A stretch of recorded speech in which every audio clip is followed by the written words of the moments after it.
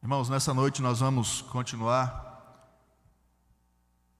a nossa série de exposições que estamos fazendo no livro de Daniel. Essa série que fala, nós intitulamos de Vivendo em Babilônia, mas com a agenda de Deus. Só para que os irmãos entendam a dinâmica do livro e não percam isso de vista, para que haja uma compreensão maior acerca do que estamos estudando. O livro de Daniel ele não ficou no passado. É um livro escrito há centenas de anos, mas ele é um livro extremamente atual, porque a sua aplicação é atual. Nós não podemos ler ou ouvir um sermão nesse livro de Daniel e apenas ficarmos com um aspecto histórico de algo que ficou na história para trás e não conseguimos enxergar como isso se aplica na nossa vida individualmente como povo de Deus. E dentro dessa perspectiva, o livro de Daniel ele é cercado de simbologias. E uma das simbologias centrais desse livro é o significado de Babilônia. Daniel, de fato, viveu numa cidade, num reino chamado Babilônia, ao qual escravizou os judeus durante 70 anos. E ali foi um período de muito sofrimento para o povo de Deus. Ali foi um cativeiro, de fato, que mexeu muito com a história de Israel.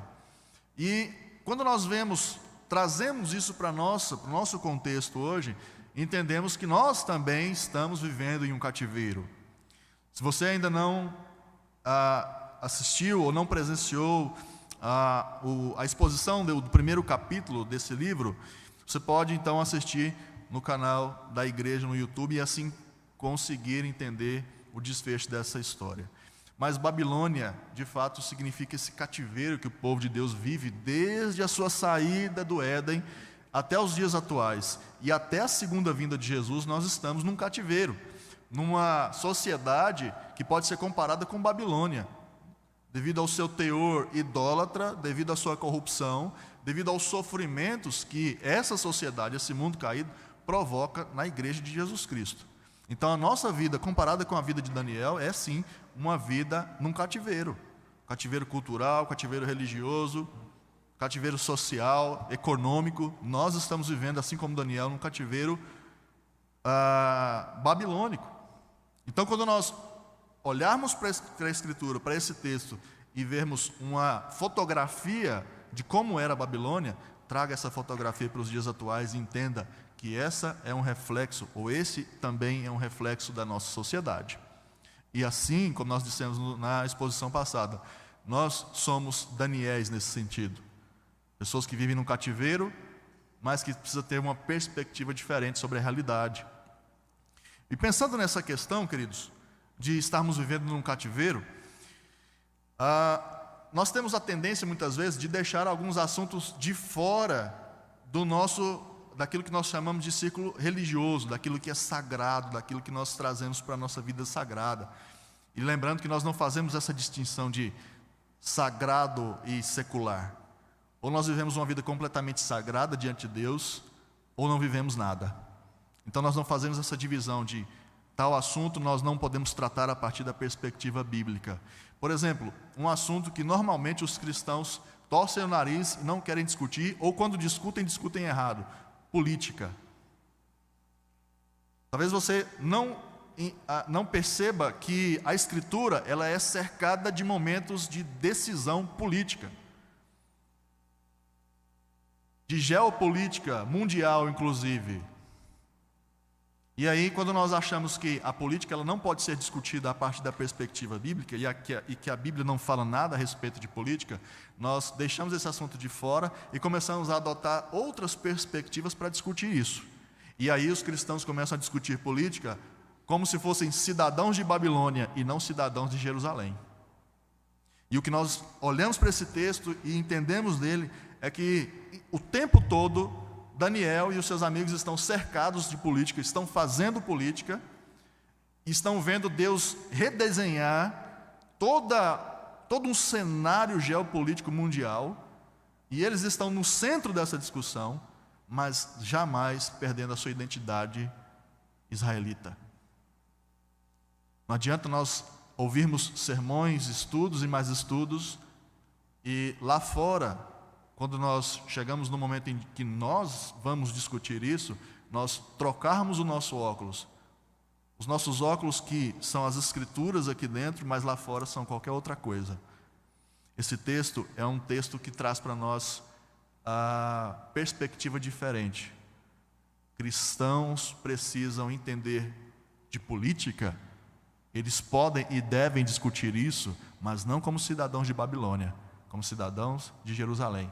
E quando você entende isso, você evita aquelas discussões completamente inúteis que surgem por aí, especialmente em rede social.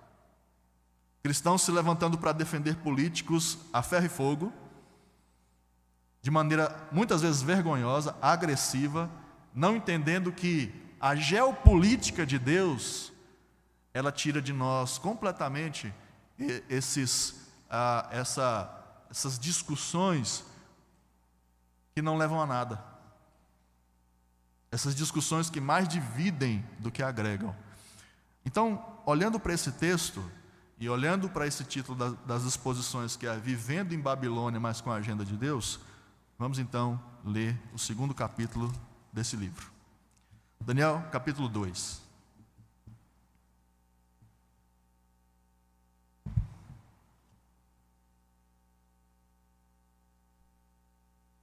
No segundo ano do reinado de Nabucodonosor, teve este um sonho e seu espírito se perturbou e passou-se-lhe o sono. Então o rei mandou chamar os magos, os encantadores, os feiticeiros e os caldeus para que declarassem ao rei quais lhes foram os sonhos. Eles vieram e se apresentaram diante do rei. Disse-lhes o rei: tive um sonho e para sabê-lo está perturbado o meu espírito. Os caldeus disseram ao rei em aramaico: ó rei, vive eternamente. Dize o sonho aos teus servos e daremos a interpretação. Respondeu o rei e disse aos caldeus: uma coisa é certa. Se não me fizerdes saber o sonho e a sua interpretação, sereis despedaçados e as vossas casas serão feitas monturo. Mas se me declarardes o sonho e a sua interpretação, recebereis de mim dádivas, prêmios e grandes honras. Portanto, declarai-me o sonho e a sua interpretação. Responderam segunda vez e disseram: diga ao rei o sonho a seus servos e lhe daremos a interpretação. Tornou o rei e disse: bem percebo que quereis ganhar tempo, porque vedes que o que eu disse está resolvido. Isto é, se não me fazeis saber o sonho, uma só sentença será a vossa. Pois combinastes palavras mentirosas e perversas para as proferirdes na minha presença, até que se mude a situação. Portanto, dizei-me o sonho, e saberei que me podeis dar-lhe a interpretação.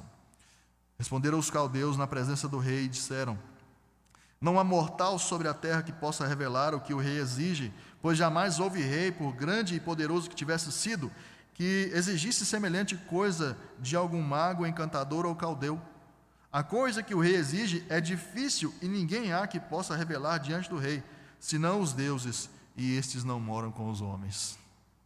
Então o rei muito se irou e enfureceu, e ordenou que matassem a todos os sábios da Babilônia. Saiu o decreto segundo o qual deviam ser mortos os sábios. E buscaram a Daniel e os seus companheiros para que fossem mortos. Então Daniel falou, avisada e prudentemente, a Arioque, chefe da guarda do rei, que tinha saído para matar os sábios da Babilônia. E disse a Arioque, o encarregado do rei: por que é tão severo o mandado do rei? Então Arioque explicou o caso a Daniel.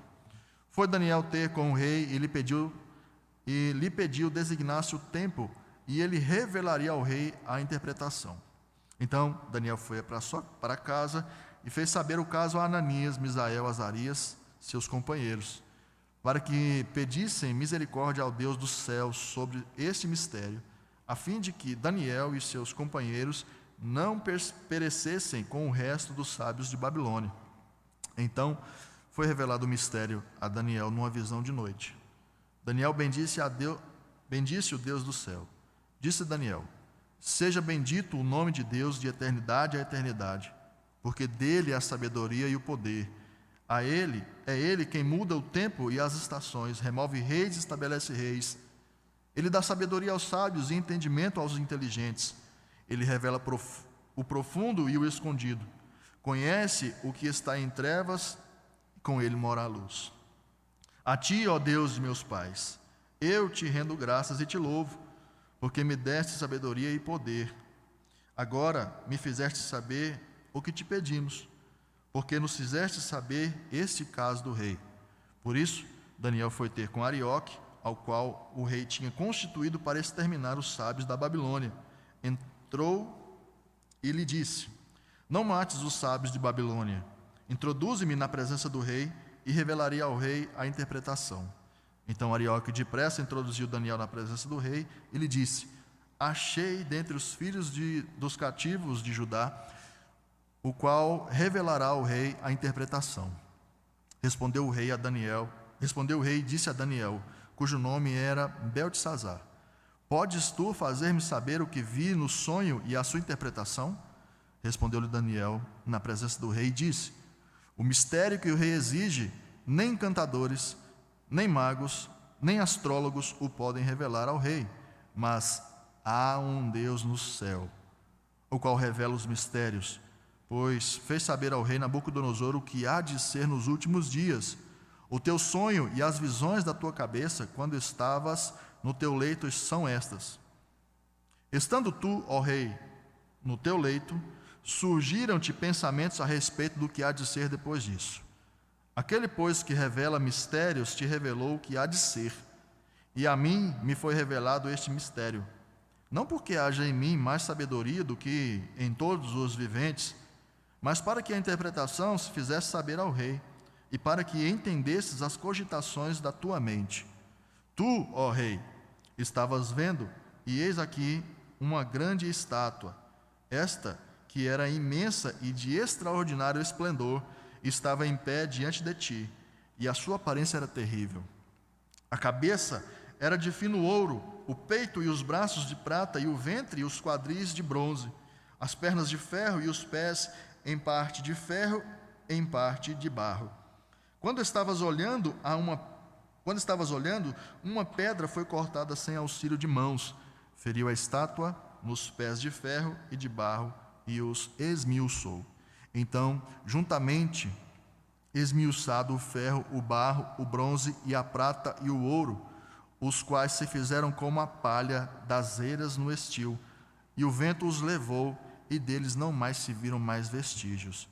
Mas a pedra que feriu a estátua se tornou em grande montanha que encheu toda a terra. Este é o sonho, e também a sua interpretação diremos ao rei. Tu, ó rei, rei de reis, a quem o Deus do céu conferiu o reino, o poder, a força e a glória, a cujas mãos foram entregues os filhos dos homens, onde quer que eles habitem, e os animais do campo, e as aves do céu, para que dominasses sobre todos eles, tu é a cabeça de ouro. Depois de ti se levantará outro reino, inferior ao teu, e um terceiro reino de bronze, o qual terá domínio sobre toda a terra. O quarto reino será forte como o ferro, pois o ferro a tudo quebra e esmiuça. Como o ferro quebra todas as coisas, assim ele fará em pedaços e os esmiuçará. Quanto ao que viste dos pés e dos artelhos, em parte de barro, de oleiro e em parte de ferro, será esse um reino dividido. Contudo, haverá nele alguma coisa da firmeza do ferro, pois que viste o ferro misturado com barro de lodo. Como os artelhos dos pés eram em parte de ferro e em parte de barro, assim por uma parte o reino será forte e por outra será frágil. Quanto ao que viste do ferro, misturado com barro, de lodo, misturar-se-ão mediante casamento, mas não se ligarão um ao outro, assim como o ferro não se mistura com o barro. Mas nos dias destes reis, o Deus do céu suscitará um reino que não será jamais destruído. Esse reino não passará a outro povo, esmiuçará e consumirá todos estes reinos, mas ele mesmo subsistirá para sempre.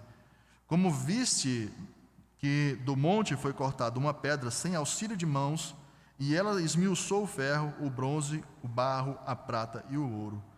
O grande Deus fez saber ao rei o que há de ser futuramente. Certo é o sonho e fiel a sua interpretação.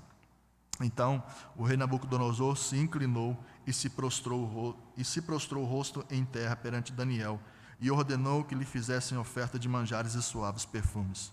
Disse o rei a Daniel: certamente o vosso Deus é o Deus dos deuses e o Senhor dos reis, e o revelador de mistérios, pois pudeste revelar este mistério. Então o rei engrandeceu a Daniel e lhe deu muitos e grandes presentes, e o pôs por governador de toda a província de Babilônia, como também o fez chefe supremo de todos os sábios de Babilônia. A pedido de Daniel, constituiu o rei a Sadraque, Mesaque e Abednego sobre os negócios da província da Babilônia. Daniel, porém, permaneceu na corte do rei. Texto longo, revela muitas questões a respeito de, como nós já dissemos, questões da época, questões de um futuro ainda distante e questões acerca do mundo que nós vivemos hoje. Queridos irmãos, esse texto mostra que o mundo ele está numa convulsão desde que a queda aconteceu. Nós não podemos olhar para a nossa época, inclusive, e dizer essa é a pior época de toda a história da humanidade. Não é bem desse jeito. Nós entendemos que depois que o ser humano ele foi expulso do Éden, o ser humano vive em constante conflito consigo mesmo, com a criação, com o seu Deus, e como o apóstolo Paulo vai declarar em Efésios capítulo 2, mortos em seus delitos e pecados. Então a humanidade é a mesma, o seu pecado é o mesmo desde a expulsão do Jardim do Éden. Mas olhando para a nossa época, por exemplo, entendemos que há uma convulsão política acontecendo no globo terrestre que podem trazer algumas dúvidas para nós, podem nos fazer começar a analisar a história humana e os nossos dias a partir de uma cosmovisão completamente equivocada. Por exemplo, quando você olha para a situação na Ucrânia e a invasão russa àquele país, muitos palpites e muitas explicações estão sendo dadas. Por que a Rússia invadiu? O que ela está procurando ali? Qual vai ser o cenário mundial após isso tudo se consolidar? Dúvidas vão sendo geradas no nosso coração. Quando a gente pôde assistir às imagens, por exemplo, do Talibã retomando ali o Afeganistão e pessoas tentando se agarrar nos aviões que estavam saindo às pressas do Afeganistão, inclusive pessoas caindo dos aviões, a gente olha para aquele cenário e começa a temer. O que está acontecendo com o mundo? Que convulsão é essa que está acontecendo com o mundo? Convulsões políticas acontecendo fora do Brasil, dentro do Brasil, e a gente começa a se pegar nesse redemoinho de cosmovisões, e às vezes a gente entra em desespero, se não entendermos o que Deus está fazendo na história. Se você entende o que Deus está fazendo na história, desde a fundação do mundo até a sua consumação, você jamais vai entrar em desespero, por pior que seja o cenário mundial, seja ele econômico, seja ele moral, seja ele político. O que esse texto está nos mostrando é que Deus tem total e completamente o governo do mundo em suas mãos. Nada, absolutamente nada está à deriva. Mesmo que a situação pareça sem uma solução, o Deus do céu, como o Daniel disse, o Deus do céu é quem governa todas as coisas. Esse texto, meus irmãos, esse capítulo 2, ele pode ser dividido em 5 partes, muito bem definidas pelo autor, que é Daniel. A primeira parte desse capítulo, que vai do verso 1 ao verso 16, é o drama provocado pela ameaça de Nabucodonosor. A segunda parte, que vai do verso 17 e o verso 18, é a dependência de Deus por parte de Daniel e seus amigos. A terceira parte é a oração de gratidão que Daniel faz após Deus revelar o que o sonho de Nabucodonosor significava. A quarta parte, justamente, é a explicação que Daniel faz do sonho para Nabucodonosor, que vai entre o 24 ao 45, e a última parte é o desfecho, onde Deus ele aparece como o centro da história, de fato. O centro da história não é Daniel, não são seus amigos. O centro da história não é Nabucodonosor, mas o centro da história de toda a Escritura é o Senhor. E ele aparece dando esse desfecho, esclarecendo o futuro para que a gente entenda o presente. E a primeira parte, então, desse texto, que é justamente sobre o drama provocado pela ameaça de Nabucodonosor, algumas partes elas merecem a nossa atenção. Nós não vamos estudar absolutamente todo o texto. Nós vamos selecionar partes que nós vamos compor para que o final ele faça mais sentido para nós. Nessa primeira parte, que vai do verso 1 ao verso 16, onde mostra esse drama pela ameaça de Nabucodonosor, mostra que esse rei é um tanto quanto paranoico. Esse rei ele demonstra um certo desequilíbrio, porque quando você olha para a atitude que ele teve diante desse sonho, Nabucodonosor ele queria a interpretação do sonho sem o relato. Ele chama os seus magos, seus encantadores, os seus astrólogos, e uma palavra que me chama a atenção nesse texto é a palavra feiticeiro, que está no verso 2. Os feiticeiros. Essa palavra indica que ele chamou a cúpula.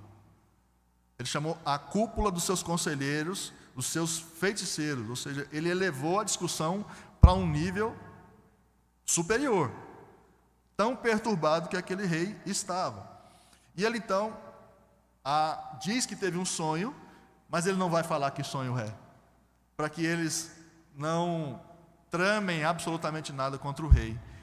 Mas quando ele percebe que essa classe de sábios não pode dar interpretação, ele decreta o assassinato dessas pessoas que, nesse caso, são inocentes. Vão morrer de forma inocente porque não tiveram nem a oportunidade de discutir o problema. E aí no verso 10 e verso 11, mostra que eles dão uma resposta desesperada quanto àquela exigência do rei. Eles dizem, e aquilo que eles dizem é uma verdade. A resposta que aqueles sábios dão para o rei é uma verdade, segundo o que eles sabiam. Ou seja, o mundo dá respostas para as demandas políticas, econômicas, sociais, morais, a partir daquilo que eles compreendem. A cosmovisão que o mundo tem, que as pessoas que não têm a Cristo, que não têm a fé do Deus de Israel em seus corações, são respostas verdadeiras a partir daquilo que eles creem, não a partir da verdade da Escritura. Porque, olha que interessante o que eles dizem para o rei. A situação é gravíssima. A cabeça deles está em jogo nesse momento. E eles dizem que não existem mortais, não há mortal que possa saber absolutamente nada disso. Não tem como a gente revelar um sonho que o rei não nos conta. É uma verdade. Eles dizem também que ninguém pode revelar isso senão os deuses. Ou seja, o panteão de deuses que a Babilônia tinha, nenhum deles pode revelar isso. Mas para mim, a declaração mais fantástica, e que nós olhamos para esse texto, nessa resposta dos sábios, é o que eles dizem depois disso. Porque eles dizem que os deuses, somente os deuses podem revelar isso, mas estes não moram com os mortais. É uma verdade. Essa é a cosmovisão do mundo, um mundo absolutamente abandonado. É uma cosmovisão, como nós já dissemos domingo passado, é um niilismo que não enxerga absolutamente nenhuma beleza, nenhum propósito nesse mundo, porque nós estamos aqui de fato abandonados. Não há quem possa intervir soberanamente no caos mundial que nós vivemos. Olha o desespero na resposta desses homens. E essas respostas podem ser respostas que você ouve no seu trabalho, de pessoas que estão olhando para o cenário mundial e dizendo: a coisa está feia mesmo. Não tem esperança para o nosso mundo, não tem esperança para o nosso Brasil, não tem esperança no futuro. E é aqui que vem a questão: você vai concordar com isso? Porque é basicamente o que eles estão dizendo. As coisas só podem melhorar se os deuses intervirem, mas infelizmente eles não moram com a gente. São declarações importantíssimas que revelam, e eles estão aqui assinando uma declaração de fé. Que declaração de fé eles estão assinando nesse momento? Que eles não têm contato com os seus deuses. Eles estão sozinhos nessa batalha. Se depender dos deuses deles, dos deuses da modernidade, nós vamos continuar vivendo vidas completamente vazias de propósito. A paranoia de Nabucodonosor, queridos, ela colocou em xeque todo o panteão de deuses babilônios. Olha como é que Deus vai trabalhando, Ele vai conduzindo toda essa situação para que os próprios pagãos reconheçam que estão vivendo vidas vazias. E um fato interessante, que faz sentido para a compreensão da mensagem anterior, inclusive, é o que está no verso 2 ainda, que quando Daniel vai dizer, no verso 2 não, desculpe, no verso 4, olha o que Daniel escreve a respeito desse comecinho do verso 4. Ele vai dizer: os caldeus disseram ao rei em aramaico. Por que essa é uma frase interessante? Por que eu quero só dar uma iluminada nessa parte e passar para frente? Porque eu achei interessante o autor desse texto dizer e escrever em aramaico. A língua do judeu, queridos, ela era o hebraico. Mas a língua da Babilônia era o aramaico. Quando Daniel ele escreve isso, e a partir daqui o livro ele tem uma mudança de linguagem, de idioma. Daniel começa a escrever desde o versículo 4 do capítulo 2 até o capítulo 8, ele escreve em aramaico. Ele não escreve na sua língua original, hebraico. Ele escreve em aramaico. O que isso me chama a atenção é que Daniel, aqui pouco tempo depois, 2 anos depois de ter chegado em Babilônia, ele já conseguiu aprender essa cultura. E você está lembrado, se você que acompanhou a mensagem anterior, nós frisamos aqui que Daniel, ele chega e entende que as exigências que Nabucodonosor está fazendo para que ele abandone a sua cultura hebraica, não é apenas para que ele ganhe mais cultura babilônica. Ele entende que se ele absorver completamente a cultura da Babilônia, ele vai esquecer quem ele é. Mas aqui, queridos, nós percebemos que Daniel, ele aprende a cultura. E aqui mais um ensinamento para nós.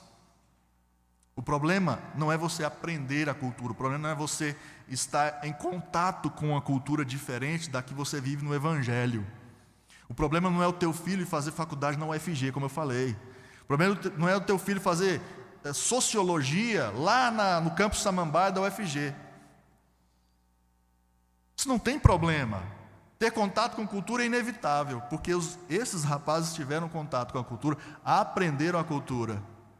Mas uma coisa que fica muito clara para nós: ministérios fiéis podem ser exercidos mesmo em culturas mortas em seus delitos e pecados. Se você der uma boa base doutrinária para o teu filho, não tem problema, ele pode aprender a cultura da Babilônia, que ele não vai se tornar um cidadão de Babilônia. Não tenha medo do teu filho fazer isso. Não tenha medo do teu filho alçar voos maiores para outras culturas. É lá que Deus vai querer usá-lo. Você tem que apenas prepará-lo para isso. Mas seguindo, a segunda parte desse texto mostra que houve uma dependência de Deus por parte de Daniel e de seus amigos, versos 17 e 18. Nesse momento de calamidade, eles recorrem ao que lhes pode dar esperança. Como é que você age em momentos onde a sua fé é confrontada? Como é que você age quando a sua cosmovisão cristã ela é confrontada numa roda de conversa? Quando você ouve, a situação está feia mesmo, não tem esperança para nós não. Como é que é a sua reação em relação a isso? O que nós percebemos aqui foi uma total dependência de Daniel para dizer: não, nós vamos dar a resposta sim. E nós estamos na dependência de Deus.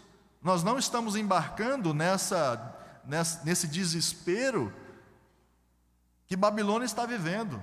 Nós não somos cidadãos daqui. E a terceira parte desse texto mostra uma oração de gratidão a Deus, porque ele revelou o sonho de Nabucodonosor e, sobretudo, ele revelou a interpretação. Versos 19 a 23 ao relato dessa oração.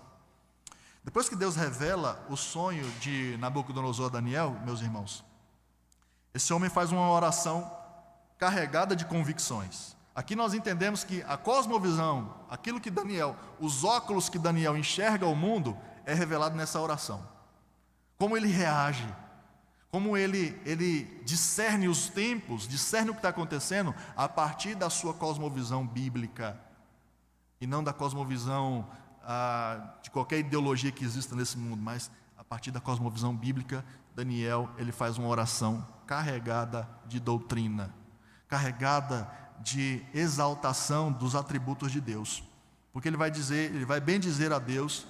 Em primeiro lugar, ele vai bendizer a Deus e não a si mesmo.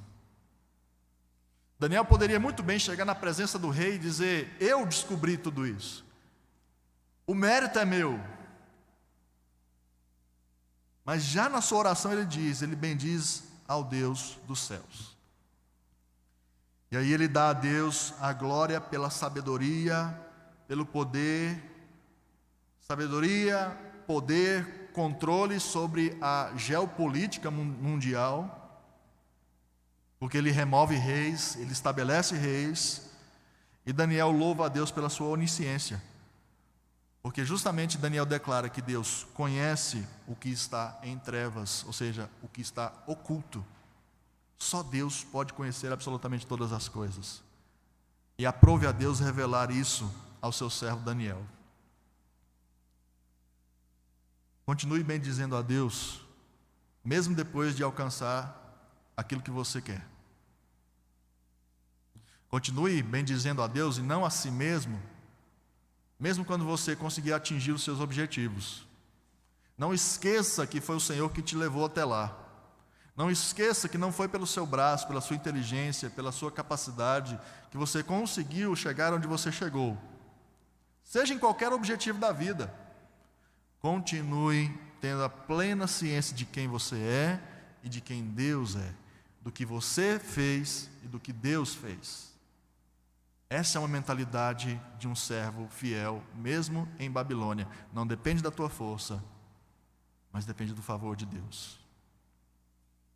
Em quarto lugar dessa divisão textual, nós temos a explicação do sonho que o rei teve, versos 24 a 45. Verso 28, nós percebemos que Daniel, ele faz uma declaração de fé em um ambiente completamente hostil à sua fé. Diante da figura mais poderosa da época, Daniel faz uma declaração de fé. No verso 28 ele vai dizer, depois da indagação de Nabucodonosor, se ele poderia revelar aquele sonho, Daniel diz que ninguém pode. Inclusive ele vai se colocar nesse patamar também. Ele diz: ninguém pode revelar o que o rei está pedindo. Mas o interessante é o que ele diz depois: mas há um Deus no céu. Esse Deus que está nos céus, Ele pode todas as coisas. Testemunho.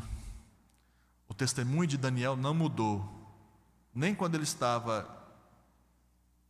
com o copeiro-chefe, aquele cozinheiro do rei, e o testemunho de Daniel não mudou, nem quando ele estava diante do rei. Assim como o seu testemunho e o meu testemunho não pode mudar diante do grupo de pessoas que nós estamos. Se você está num grupo cristão, você age de uma forma, e diante de um grupo não cristão, você age de outra. Você está pecando igual o apóstolo Pedro pecou e Paulo teve que confrontá-lo. Isso está lá em Gálatas. quando Paulo teve que confrontar Pedro. Olha, você está vivendo uma vida... Quando você está com um cristão, você vive de uma forma. Quando você está com um judeu, você vive de outra. O que é isso? Imagine você, um apóstolo, tendo que ser exortado dessa maneira. Se um apóstolo teve que ser exortado, imagine nós. Mantenha o teu testemunho, independente se você está com o copeiro ou se você está com o rei. Ele disse que há um Deus no céu que pode revelar. E ainda no verso 28, Daniel vai dizer que o que Nabucodonosor viu é o fim de todas as coisas. Os últimos dias que esse texto nos mostra e que Daniel coloca textualmente para nós, os últimos dias, de fato, mostra que Nabucodonosor viu a queda de todo o sistema de governo humano.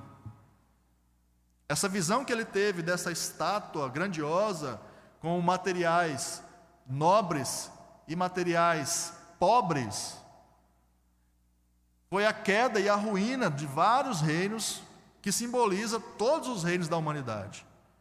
Foi isso que Nabucodonosor viu. Mas ele viu uma outra questão também. Esses reinos sendo destruídos por uma pedra. E aqui nós chegamos na parte da profecia. Vamos entender a estrutura dessa estátua. Daniel deu algumas explicações, e a cabeça de ouro dessa estátua que Daniel inclusive viu, ele já explicou para o rei quem era. E nós entendemos já de cara que é Nabucodonosor. Ele mostra que essa estátua, ela tem cabeça de ouro, peitos e braços de prata, ventres e quadris de bronze, pés de ferro e de barro. É uma estátua que, se você prestou atenção na estrutura dela, os materiais que a compõem vêm decrescendo em sentido de valor: ouro, prata, bronze, ferro, barro. Isso mostra que o esplendor dos governos deste mundo vem gradativamente perdendo o seu brilho, vem gradativamente perdendo a sua capacidade de apresentar algo de bom para nós. E aqui que nós entramos de novo na política dos nossos dias. A gente briga tanto por política, a gente briga tanto por político, e acha que o político A ou B vai trazer dias de glória para o país, vai trazer dias de glória para o mundo. Querido, olha como é que a geopolítica do mundo está se desenhando. Ouro, prata, bronze, ferro e barro. Isso quer dizer que qualquer um que ganha a eleição deste ano no nosso país tem ainda menos brilho e vigor do que os pés de barro. Não adianta a gente ficar brigando, perdendo amizades, perdendo momentos de proclamação do Evangelho com políticos de estimação. Se todos os crentes que se envolvem em discussões políticas aguerridas tivessem o mesmo sentimento e a disposição de pregar o Evangelho da mesma forma que discutem política como cidadãos de Babilônia, o mundo seria diferente. Mas entenda, Daniel já disse que Nabucodonosor é essa cabeça de ouro que Deus havia constituído. Olha, perceba que Daniel diz para Nabucodonosor: você é essa cabeça de ouro gloriosa, você tem domínio sobre absolutamente todas as coisas, mas foi Deus quem te colocou aí. E aí Daniel vai descendo. Ele diz que essa estátua tem peitos e braços de prata.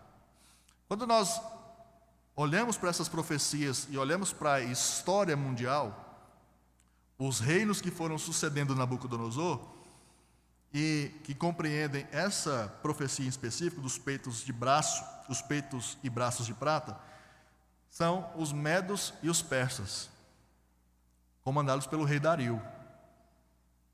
O peito e os braços de prata são justamente esses dois reinos, os medos, aquele povo que vivia na Média, uma terra chamada Média, e um outro reino chamado Pérsia. Por isso nós chamamos de o povo medo-persa. Esses são os braços e o peito de prata. Quando Daniel desce um pouco mais e fala sobre o ventre e os quadris de bronze, o Próximo reino que sucede os medo-persas são os gregos, que dominaram boa parte do mundo antigo.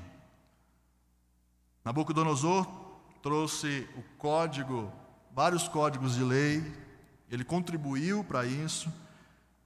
Os medo-persas também contribuíram com a sua cultura, os gregos com a sua filosofia, e eles são esse ventre e quadris de bronze.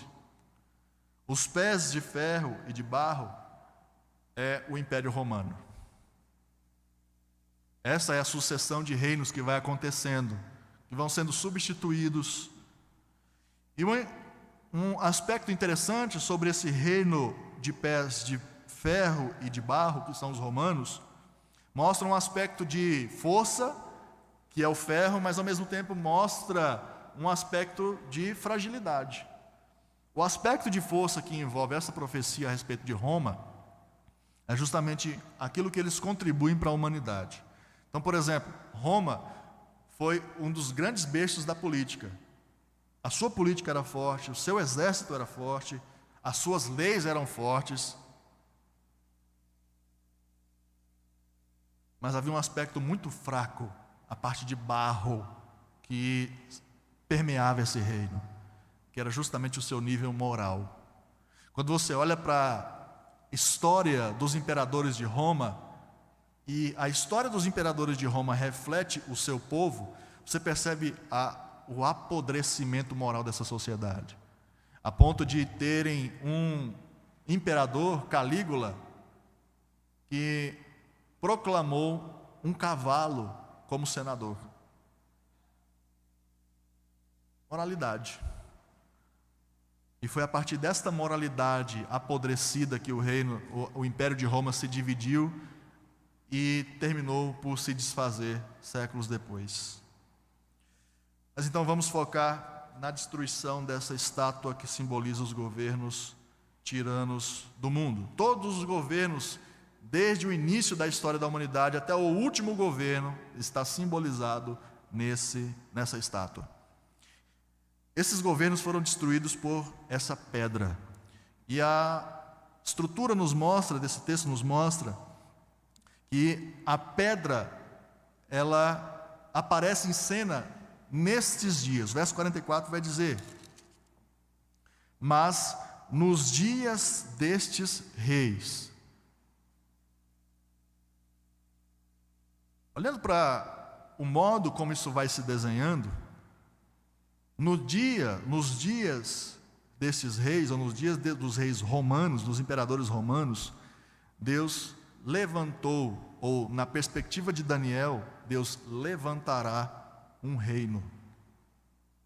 Esse reino, a partir da descrição dessa pedra, ele não será destruído, ele não passará para as mãos de outros governantes, ele trará a justiça plena e a destruição aos reinos humanos corruptos, e ele será eterno. Nenhum desses reinos que passou foi eterno, mas esse reino trazido por essa pedra, nestes dias do governo romano, ele será eterno.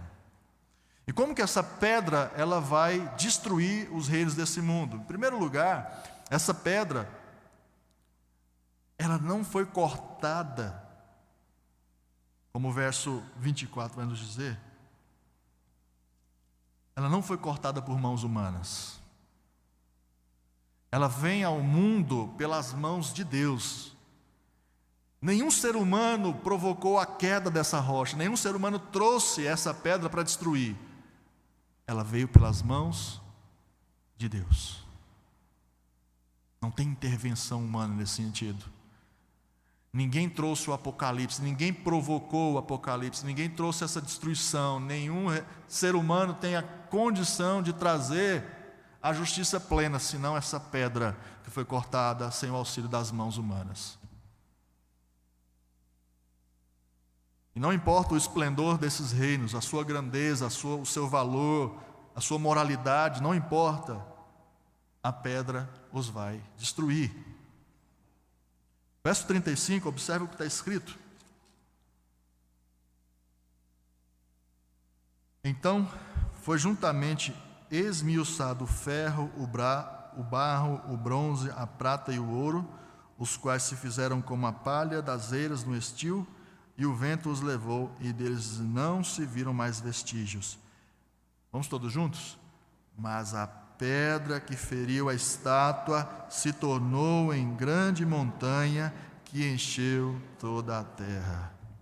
Ninguém nunca mais ouviu falar de Nabucodonosor? Ou ninguém nunca mais vai ouvir falar deste rei como um soberano? Nunca mais vai ouvir falar de Vladimir Putin como um governante soberano? Ninguém mais vai ouvir falar de Herodes ou qualquer outro político como um governante justo e soberano, porque eles vão ser dispersos pelo vento. Mas o interessante é o que essa pedra se tornou.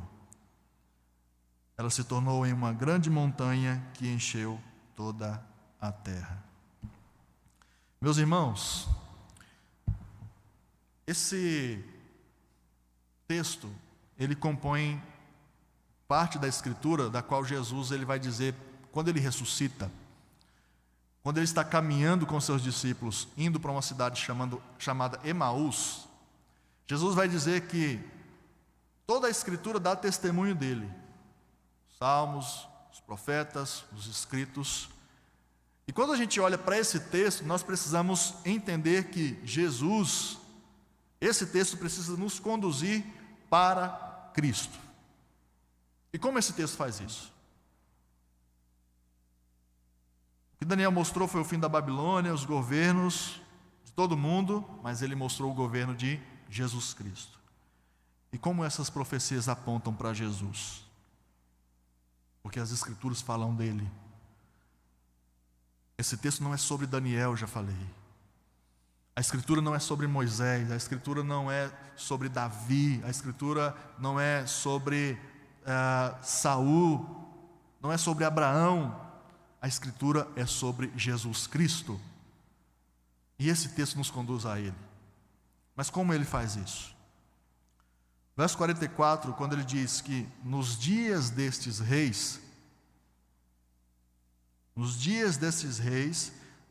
o Deus do céu suscitará um reino que não será jamais destruído. A quais reis Daniel está se referindo? Aos últimos reis, ao reinado, ao Império de Roma. E é justamente no Império de Roma que Jesus Cristo nasce.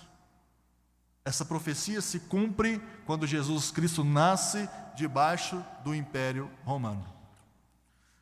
Verso 34, quando ele vai dizer que uma pedra foi cortada sem o auxílio de mãos e o seu governo não tem fim, eu peço que você abra a sua Bíblia em Lucas capítulo 1, verso 31 a 35. Lucas capítulo 1, versos 31 a 35.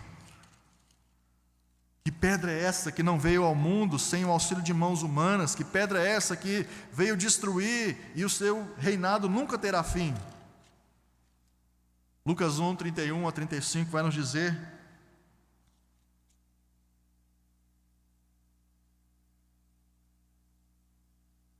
que o anjo Gabriel está se pronunciando para Maria. Eis que conceberás e dará à luz a um filho, a quem chamarás pelo nome de Jesus. Este será grande e será chamado Filho do Altíssimo. Deus, o Senhor lhe dará o trono de Davi, seu pai. Ele reinará para sempre sobre a casa de Jacó, e o seu reinado não terá fim. Então disse Maria ao anjo: como será isto? Pois não tenho relação com homem algum. Respondeu-lhe o anjo: descerá sobre ti o Espírito Santo, e o poder do Altíssimo te envolverá com a sua sombra. Por isso também o ente santo que há de nascer será chamado Filho de Deus. Essa é a pedra cortada sem o auxílio de mãos humanas.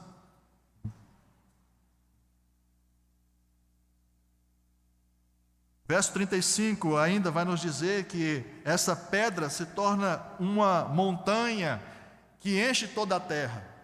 Ela não era uma montanha, ela não era vista como uma montanha, mas ela se torna uma montanha e começa a encher toda a terra. Abra sua Bíblia em Atos capítulo 1, verso 8.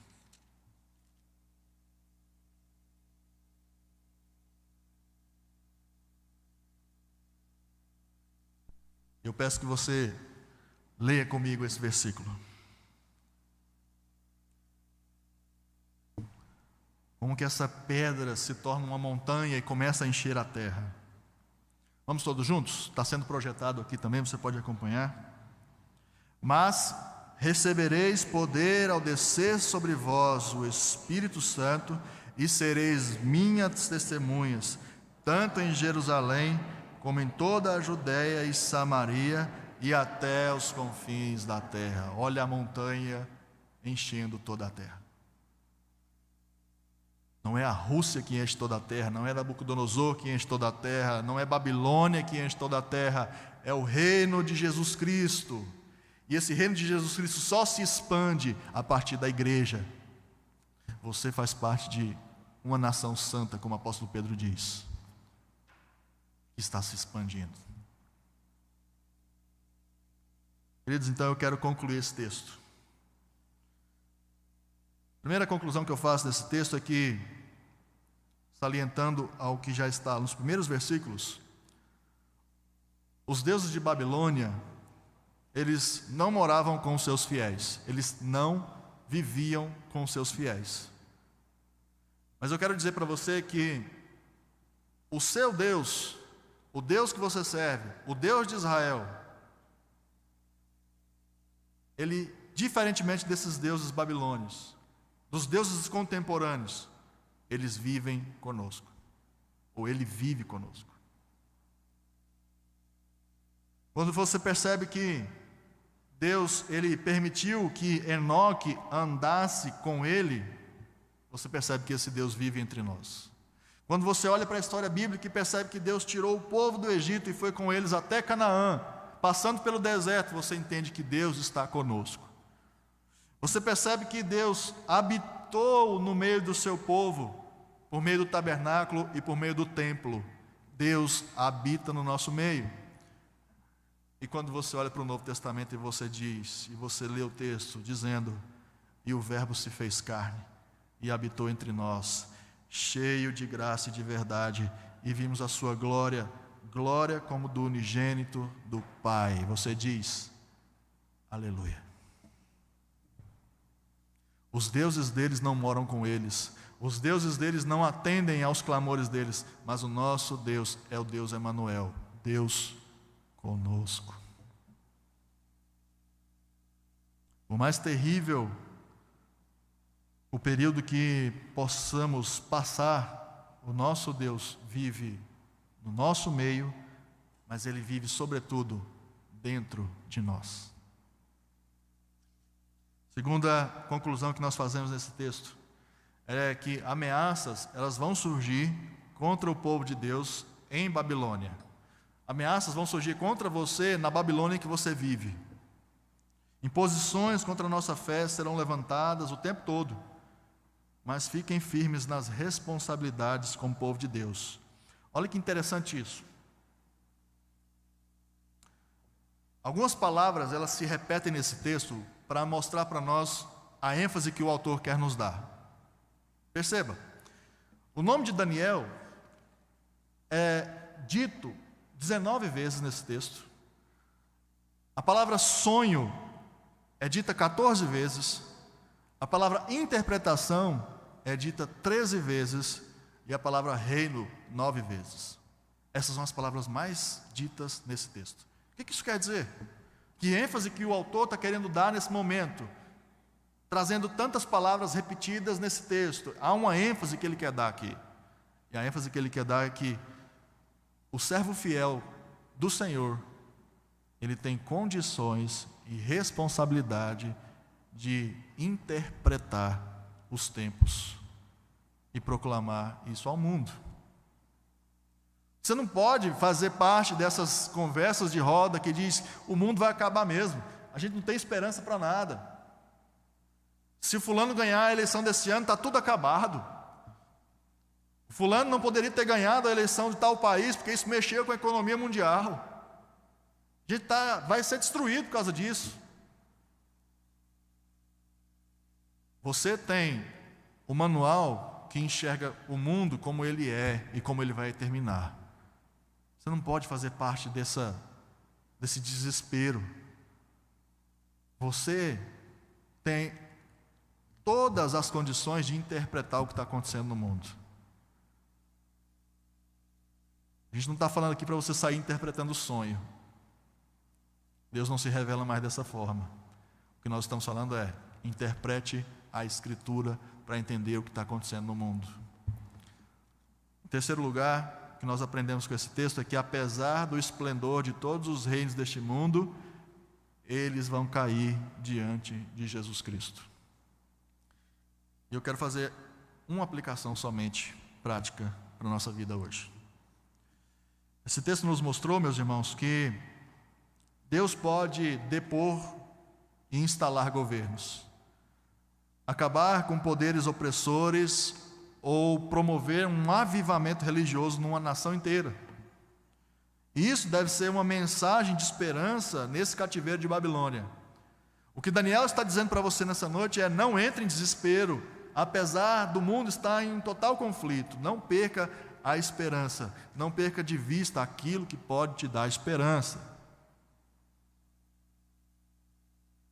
Não perca a esperança diante desse caos político, econômico, social e moral. Isso vai passar e nós vamos viver eternamente dentro de um reino sem fim, o reino de Cristo. Não entre em desespero quando você for perseguido pela sua fé. Não negue a sua fé, independente do que você sofrer. Mantenha-se fiel, e assim a sua passagem para Jerusalém, a nova Jerusalém, estará seguro nas mãos de Deus. E eu gostaria só de concluir essa mensagem mostrando alguns textos, 3 versículos, para que de fato isso se consolide no seu coração. Lucas 12, 32. Vai ser projetado para que a gente ganhe tempo. Lucas 12, 32. E eu peço que os irmãos leiam comigo esses 3 versículos que nós vamos então. Não temais, ó pequenino rebanho, porque vosso Pai se agradou em dar-vos o seu reino. Deus deu o reino dele para cada um dos filhos de Deus. Você não tem que se firmar em Babilônia, mas sim na esperança futura do reino. Apocalipse 11, 15 vai nos dizer também: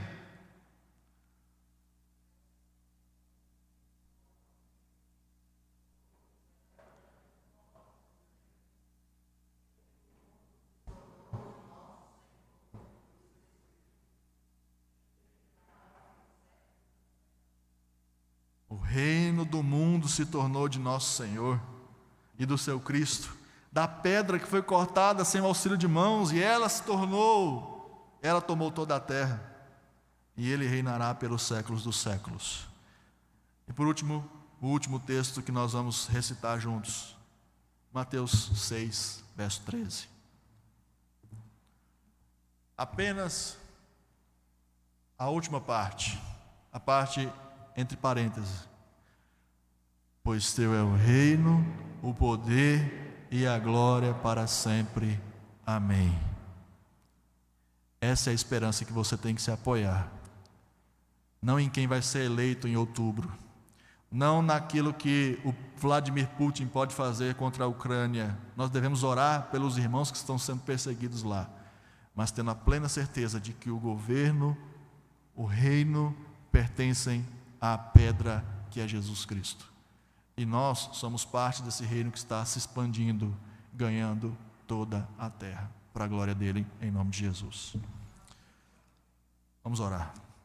Pai Santo, nós te agradecemos por essa palavra que nos conforta, que nos exorta a viver uma vida pura, santa e esperando apenas no Senhor. Eu te peço que o Senhor fundamente essa palavra no coração dos meus irmãos, para que nós não percamos de vista o final de todas as coisas que o Senhor já tem planejado, e nós somos parte desse reino que jamais terá fim. que essa esperança permeie nosso coração e que a gente viva essa semana, de fato, apoiados nessa cosmovisão bíblica que vem do Senhor. Em nome de Cristo Jesus que oramos assim. Amém.